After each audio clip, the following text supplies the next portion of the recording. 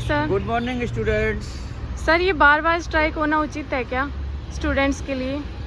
Student देखिए, मैं आपकी बात का समर्थन करता हूँ कि हम सभी शिक्षक मतलब हैं पूरी कॉलेजेज में और यूनिवर्सिटी में। देखिए, स्ट्राइक तो एक संवैधानिक अधिकार है, लेकिन आपकी एक बात से मैं सहमत हूँ कि अगर स्ट्राइक जो है मतलब बहुत ज़्यादा हो, या आप ऐसे समझो जैसे कि हमारा डिसिप्लिन है और कमिटमेंट है, मतलब एक अनुशासन भी हमारे शिक्षकों के बीच में है। जैसे आप आज़ादी पतंग की देख लो, आप जब पतंग उड़ाते हो तो पतंग जो है डोरी से मतलब लगी रहती है, आप डोरी के द्वारा उसकी आज़ादी देते हैं। लेकिन जैसे ही डोरी से पतंग कट जाती है तो आप अंदाज़ा लगा सकते हैं फिर पतंग का क्या हाल होता है। मुझे ज़्यादा कहने की आवश्यकता नहीं। वैसे ही आप बुलेट ट्रेन ले आएँ या कोई भी ट्रेन हो तो 2 ट्रैक पर चलती है, और 2 ट्रैक पर चलती है और वो आसानी से अपनी आज़ादी को प्राप्त करती है। लेकिन जब ट्रैक ही ना हो तो आप अंदाज़ा लगा सकते हो कि फिर बिना ट्रैक के वो एक्सीडेंट भी हो सकता है। तो मैं यहाँ पे ये साफ साफ कहने की कोशिश कर रहा हूँ कि आप स्ट्राइक तो कीजिए, आप धरना कीजिए, प्रदर्शन कीजिए, कुछ भी कीजिए, लेकिन आपका जो है सिद्धार्थ गौतम जी ने कहा था कि धम्मम शरणम गच्छामि। धर्म का मतलब यहाँ पे ड्यूटीज है कि आप अपनी ड्यूटीज करें। अब देखिए, मैं आपको यहाँ पे एक चीज़ बता देना चाहता हूँ जो लोगों को कुछ को समझ नहीं आती है। कौरव कितनी बड़ी संख्या में थे, पांडव तो बहुत कम थे।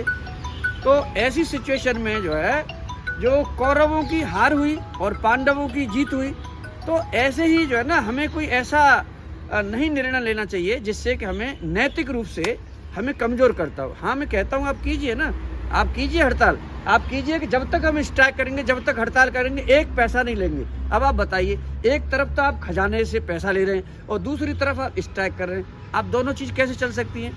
अब आप खुद, अभी मेरी जब बातचीत हो रही थी तो आपने खुद स्वीकारा कि 13,000 रुपये महीने आप जो है एक पीजी में देते हैं। तो जो बच्चे बाहर से आ रहे हैं वो पढ़ने के लिए आ रहे हैं, इतना मोटा पैसा पीजी वाले ले रहे हैं, और बच्चों को अगर आप जो है रोजाना के इस तरह के किसी न किसी तरह से, अब रामजस का तो ये हाल है, पिछले 24 तारीख से मतलब बहुत सारे धरना प्रदर्शन हुए, उसमें क्लासेस डिस्टर्ब होती हैं। तो मैं कह रहा हूँ कि उसमें क्लास को आप बाधित ना करें, आप धरना प्रदर्शन जो भी करना है आप लोग जो है ना उन सब चीज़ों को ये ज़रूर मतलब अपने दिमाग में रखें कि बच्चों का जो स्टूडेंट का जो लॉस है वो आपके देश का लॉस है।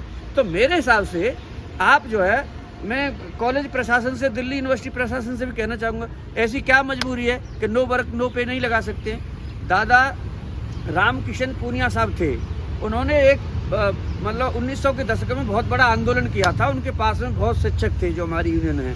तो वो किसी भी तरह से सुप्रीम कोर्ट से उस समय हाथ पर जोड़ जाड़ के शीले बच गए थे कि लिख के दिया था कि साहब हमने जो नुकसान किया हम बढ़ा देंगे। लेकिन अब वो समय बदल चुका है, पहले में और अब में बहुत बड़ा अंतर है। आज 2022 है, अब आप देख लीजिए 8:30 बजे मेरी क्लास है, 8:15 बजे मैं प्रेजेंट हूँ और 8 बज के ये 70 मिनट पर आप वीडियो बना रहे हैं। तो मैं ये कहना चाहता हूँ कि आप अपना कमिटमेंट रखिए, आप अपनी बच्चों से टीचिंग से मत हटिए। जिस समय आप टीचिंग से दूर हो जाते हैं और आप धरना प्रदर्शन और स्ट्राइक की बात करने लग जाते हैं, वहाँ पे प्रॉब्लम आ सकती है।